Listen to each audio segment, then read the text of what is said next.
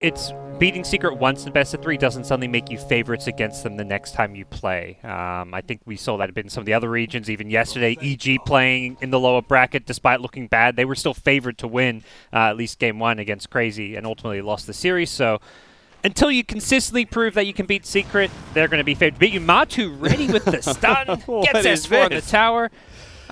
The S4 is going to get extra retaliate charges as a result. I guess so. Maybe a bit too many retaliate charges he was hoping for, but he gets them nonetheless. Yeah. What's he doing? He's going to head back to Fountain. Is that the play? Maybe. I guess Save your regen. This definitely feels like an alliance draft, though, right?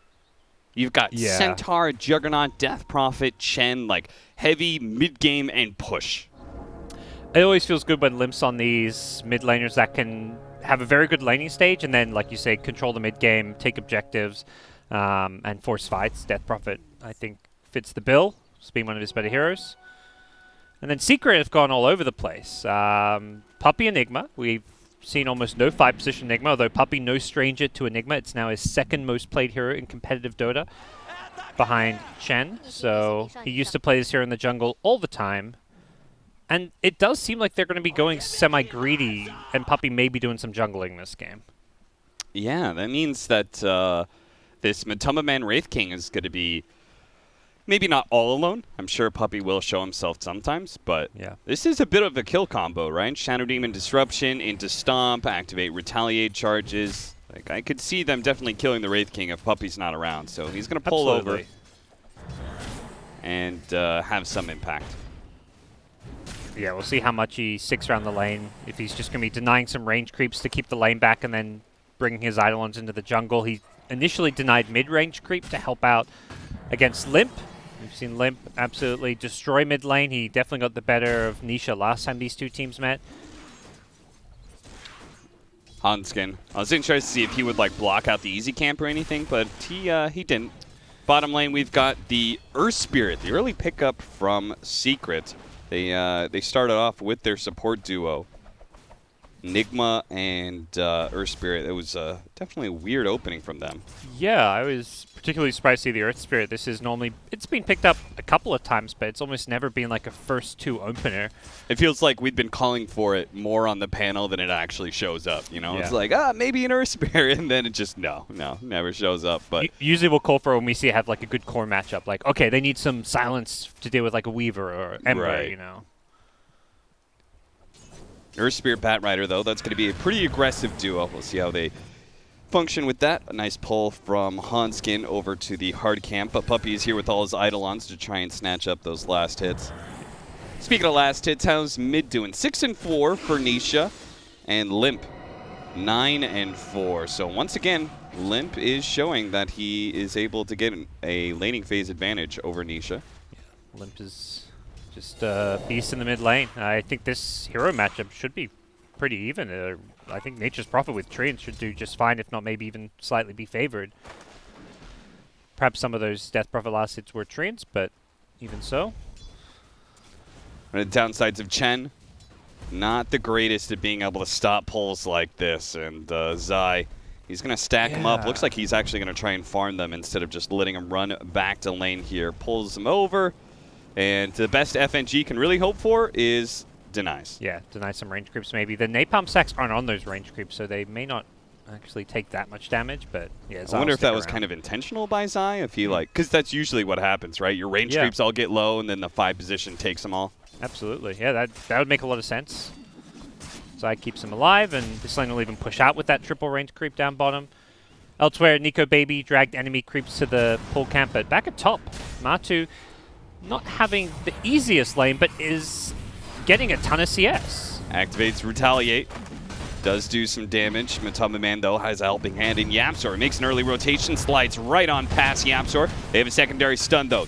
S4 turns and fights Matuma Man because if he got another hit in or something, they would actually be able to get the first blood, but it's FNG who gets it on Zai. I said, well, Chen, he doesn't have a whole lot of tools to stop this. Apparently, FNG was able to figure something out. Yeah, don't know if he had a creep or something, because he doesn't right now. Looks like he sent his ogre up top, so he just gave him the right clicks. All right, well. Zai maybe with an uncharacteristic mistake. Yep. As I'm sure, like, you know, dying to reset your lane, that's one thing. But I'm not sure if you want to give up first blood to be able to do that. So all the heroes to get it. Chen not the scariest, but even so, it feels like this bottom lane's going very well for Alliance. At the same time, Matu is definitely a bit surprised how well he's been CSing against this Shadow Demon Chen lane. They have not been under pressure in too much. Puppey just being here with his Eidolons, constantly harassing, pulling waves, denying creeps has been very effective. Her Spirit sitting on top of these guys with his Invis rune. He's going to go for Hanskin. Lead off the stun, chain stunt in. Hanskin turns around, gets off a disruption, but he very easily is cleaned up. It looks like Matumba Man was able to get the kill thanks to the Ray Fire Blast and maybe the Skeletons. Yep. Does look like the decision has been just to leave Zai kind of on his own, cutting waves, playing in the jungle while Yapzor prioritizes top and mid and securing the farm for the Wraith King. Yeah, it's a good way to be able to secure potentially bounty runes, though Nico Baby did counteract that. Yeah. Always good seeing, carries willing to leave their lane, grab those bounty runes, particularly when you've got that free safe lane. It just helps your team so much. He is going to have to spend 90 gold to TP back to the lane to make sure he doesn't miss any CS.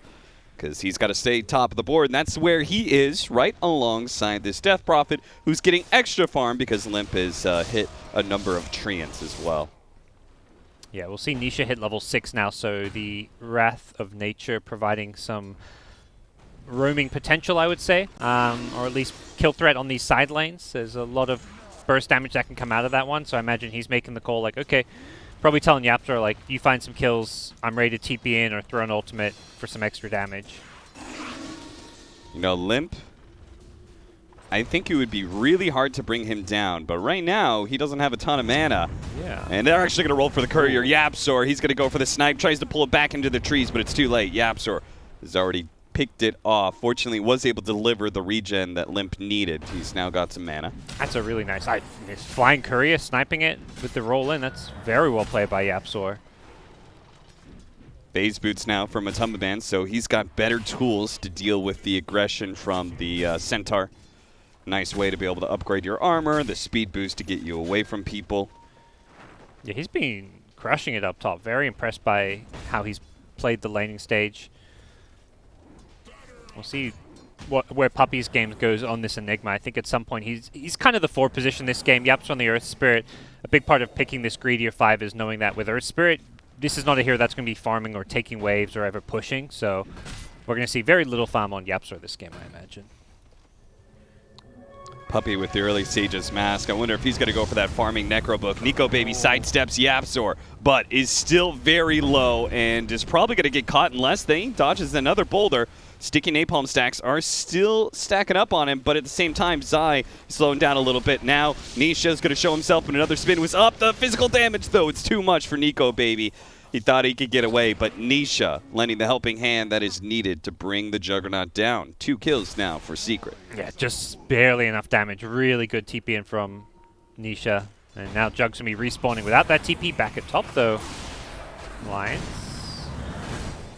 S4 turns around, does get a big stomp. Look at all those stacks. Matumba Man, though, still has his reincarnation. Hanskin kind of hoping that he would be able to burst it from a distance. FNG gets run down by Zai in the bottom lane, who picked up his level 6 and looks like he went for the lasso kill. Yep.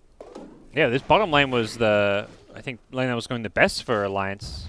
And then all of a sudden, killing the Jug, and Chen goes down there by himself and gets picked off as well. So, nice bit of play coming up from Secret.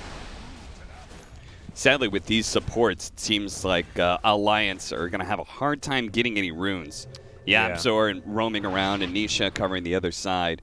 They're preventing Death Prophet from getting any potential playmaking opportunities. Zai going to get burned out of all of his mana from the Satyr. It feels like Limp hasn't really got any good teammates to play around right now. Like, he hasn't even skilled up the ultimate, hasn't tried to pressure that tier 1 tower. It just feels like there's no opportunity to do so whenever the Nature's Prophet is alive. The mobility of this hero allows you to kind of gank and threaten the other lanes, and then also always be able to quickly TP back to defend mid-tower. Another roll in, S4 Slowed down by the kick from Yapzor. Matumbaman's going to have another round of Wraithfire Blast soon. That's why the disruption comes out, but because of the Wrath of Nature, it's too much. Limp is going to come in, though. See if he can stop anybody. No stuns are available. That's why Puppey TP's away. Matumbaman, they wanted to take away that reincarnation, but they didn't want to get too close to the tower. Limp very wisely does back away. It would have been easy just to go, oh, I'll just kill his reincarnation and run out, but if he had, Zai would have probably gotten him. He pops Exorcism, but it's his tower taking damage. The second he rotates top, Nisha's pressuring the mid tier 1 tower, so Limp has to run back. It's going to threaten Nisha a bit, but that Exorcism should wear off fairly soon. He really wants this kill. Limp. Nisha going for the TP out? Oh, wait, what? Whoa. What's happening here? Nisha baits it in a little bit more, but Limp still is not able to get the kill, again, because of mana. Nisha still alive. Has a lot of stats here, going for this early Blade Mail too. 1200 HP with some extra armor from a chainmail. Hope can keep him alive. Boots of Travel is almost done for Zai as he's going to bodyguard this Bounty Rune area. Nico Baby can't really go for it because of the Enigma counter. Though Enigma, never mind, is only level 4, so. Yeah, it's been a slow start for Puppey playing this Enigma as a 5, just securing the lanes more so than trying to farm or jungle it up, but I think the nice thing is that you always know this Enigma has that jungling potential and will be able to quickly flash farm up a Blink BKB in the mid game if needed. There's the Blade Mail, there's the Boots of Travel, some pretty big items. S4 looks like he's got to work towards a Blink Dagger after his phase boots. Needs some extra initiation. And I can't really blame him because it feels like they do have pretty good team fight, really strong mid game. They just need more Blink stuns.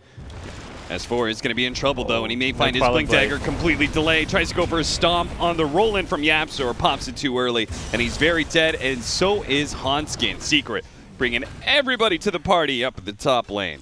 Yeah, I think they click S4 and see, okay, he has no Tangos and no Quelling Blade. The second he dies, S4 buys the Quelling Blade, but whenever you're playing against Nature's Prophet, you even see like these 5-position range supports often getting Quelling Blade. You have to play with one against Sprout.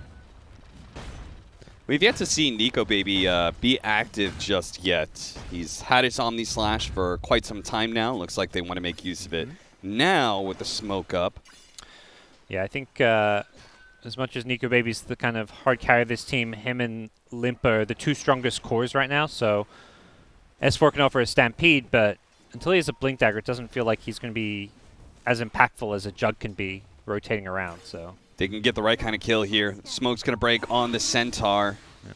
And FNG kind of runs him up the hill, but the element of surprise has been spoiled. Alliance they may force this. They still try and force it. You're right. It looks like they want to stick around.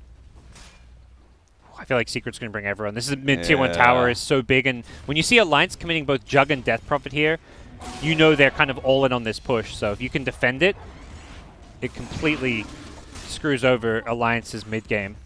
That is potentially a big if, though. Can Secret actually win this fight? I mean, they kill the Chen creeps. Both Centaurs going down, so suddenly this Alliance team fight looks a little bit weaker. Now they're going to have to start taking some tower shots. And that may make the impending team fight easier for Secret, or maybe they're just here to slow it down and watch from a distance, because they're saying they do not want to give Alliance the opportunity to get the gold lead back by taking a team fight, failing, and losing their tower.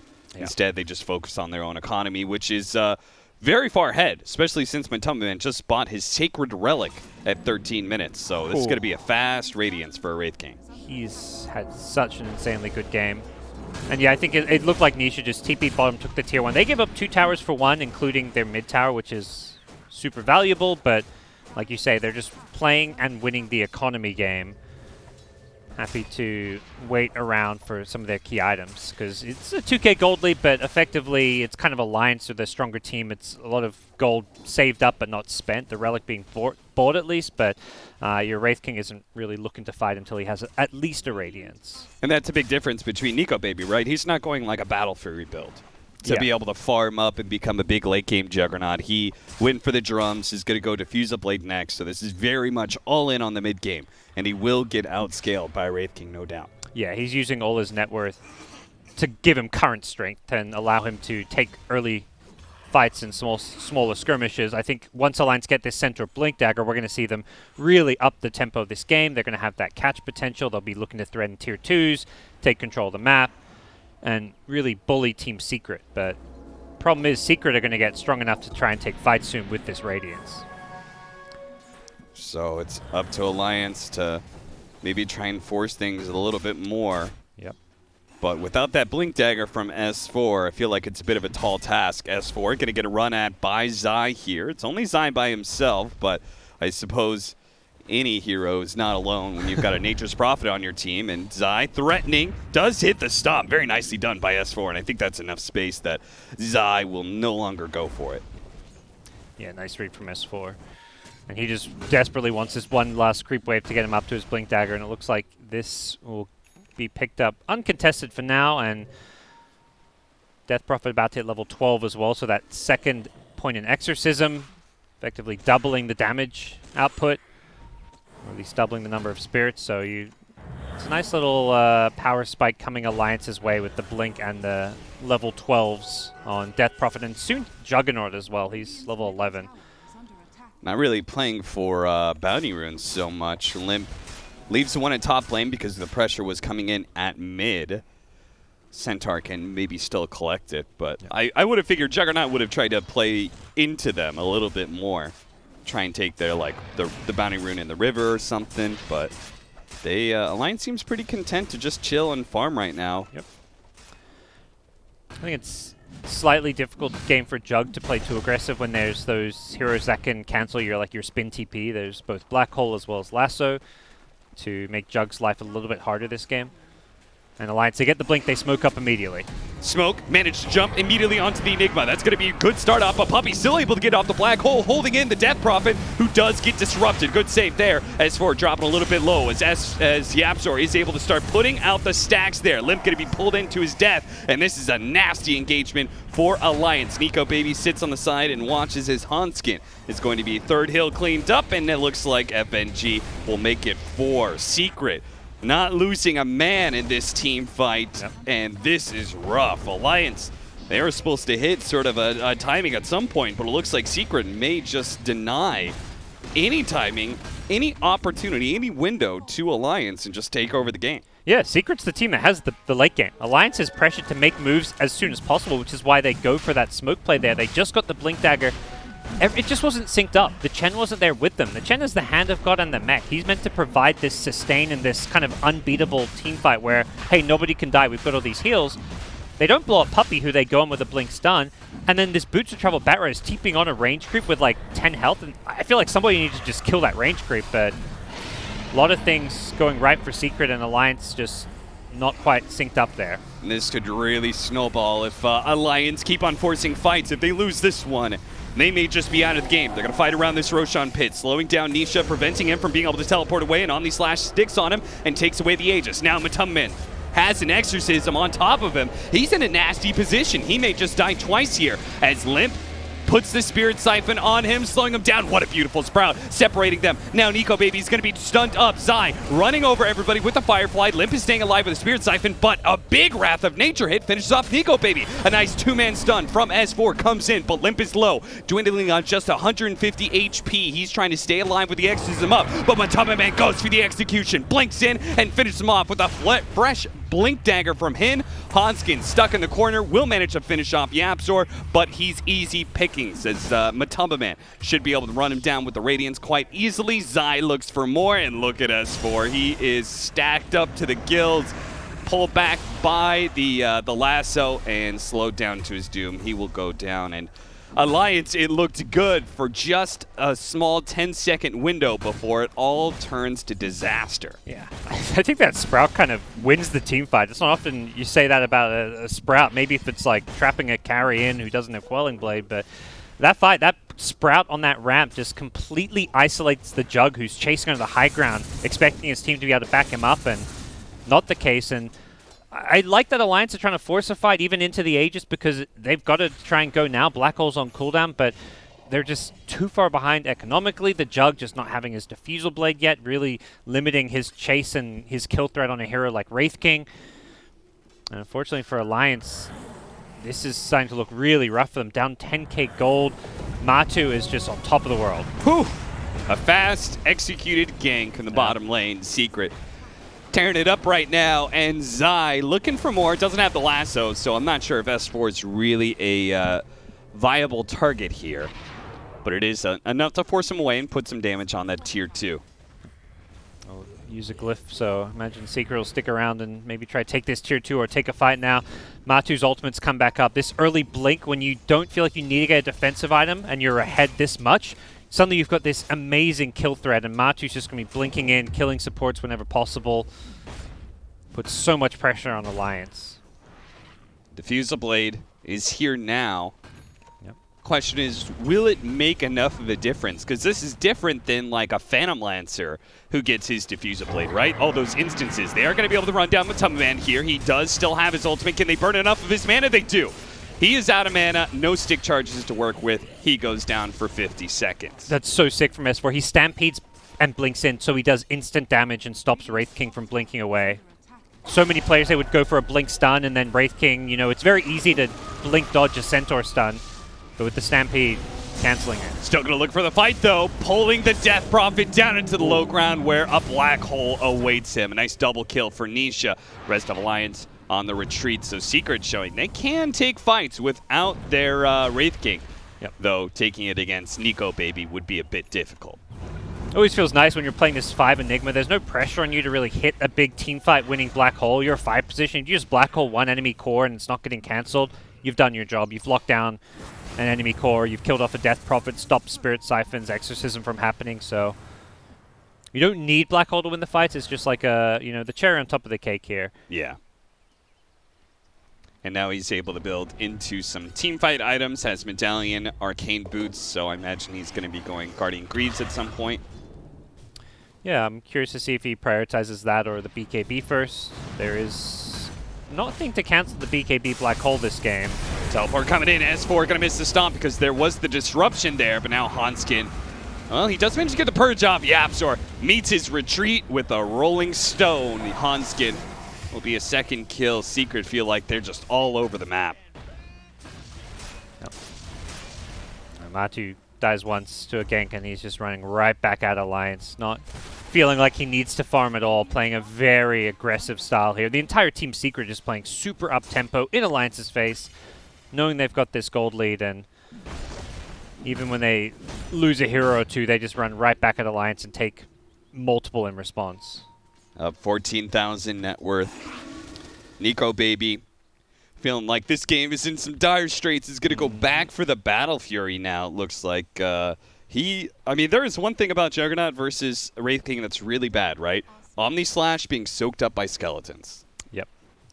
I think, yeah, you look at the skeletons, the treants, there's a lot of these summons in these team fights that are just going to soak up Omni Slash hits, and he's going for some AoE damage as a result of that, but yeah, this Jug matchup is not going to be great, and it looks like Alliance, they just got to keep fighting. You've got a Chen in your team, you don't have the late game, you kind of got to go all in at this point.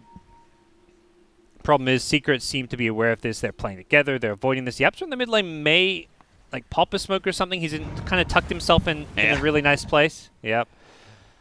Smoke does break, and he rolls away. And Alliance will not get anything. You see this creep wave bottom if you're Secret, realize nobody's defending a tier 2 tower. That's a bit of a telling sign that Alliance are trying to make some kind of a move. Well, the Earth Spirit Enigma, they look great in this game. By contrast, the early pickup, the Centaur, not so hot. Yeah.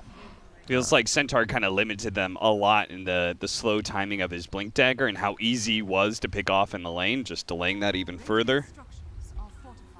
Felt like they never got to a place they were super happy to force fights. And that was their 1-2 opener, which was like their offlane combo, and it did not really look like a dominating lane combo. It used to be a really popular lane, but Centaurs received several nerfs.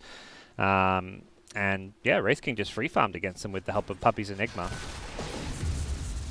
Everybody's smoked up around Nisha, who is brazenly pushing in the top lane. Alliance aren't going to be taking the bait. They're going to play the right-hand side of the map right now, letting Nico Baby get closer to his Battle Fury. Yeah, that's the thing. It's not just Matu's free farm. Nisha is absolutely monstrous as well. Has lifesteal now from the Vampire Fangs, go with his BKB and all the right-click damage he's racking up. 4 of the top 5 net worth heroes on the Team Secret side. He's just going to completely ignore Exorcism and Omni Slash. It feels like that's going to do no damage when he has that much armor. Yeah. This AC pickup, when he eventually gets it, is going to offer a lot to the team. Gets the Mjolnir for now, so... Well, there's some bad news coming, and even worse, in a few minutes' time, there is a level 18 Wraith King, and he'll soon have his level 20 talent as well, so... Diffuse a blade for not. Yeah, that may be why Secret's kind of slowed down and stopped trying to force fights. They're like, well, we've got the late game. If we try and force some fights now, maybe things just don't go quite according to plan. You miss some spells, or Alliance get a good jump on you, and Matu can get blown up without getting his ultimate off, for example. So, and he's actually going to be the one getting the AC. So Nature's Prophet should probably queue up something else. That's probably why he completed the Mjolnir with the Hyperstone, was that he saw Matu getting it. Fair enough. So Satanic for him instead. All 4 bounty runes going the way of Secret, deepening the lead that they already had, 18,000 net worth up. It feels like, yeah, Alliance is maybe going to try to fight around this BKB timing on Limp, but it's just, that's going to take way too long almost. Like, I think by then this gold lead's going to get even bigger.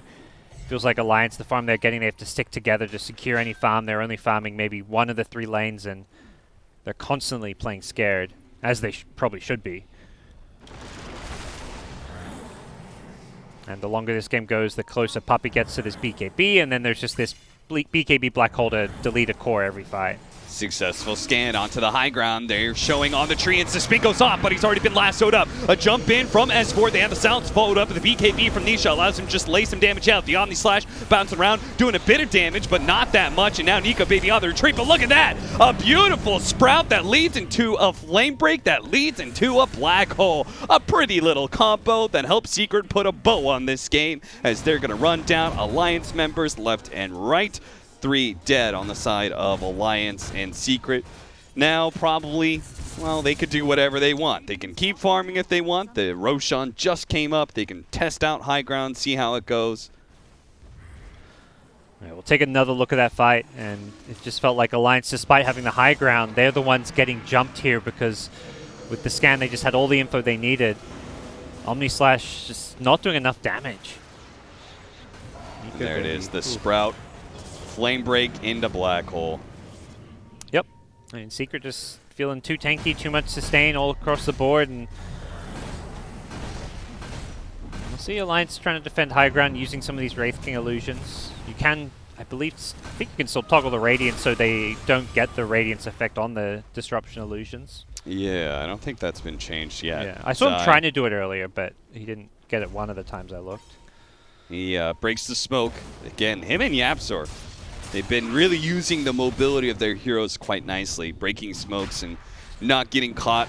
Alliance are going to do last-ditch effort to fight around the Roshan pit here, but Death Prophet's already low with no Exorcism. Pops a Eul Scepter, puts up in the air. Matum Man is getting a little bit low, but it is Wraith King. He's got that second life to work with. Nico Baby not sure who he should target. Quickly backs away as he sees many of Alliance are dead. Some of them are going to buy back. It's going to be the Death Prophet and Chen trying to make their way back into this engagement.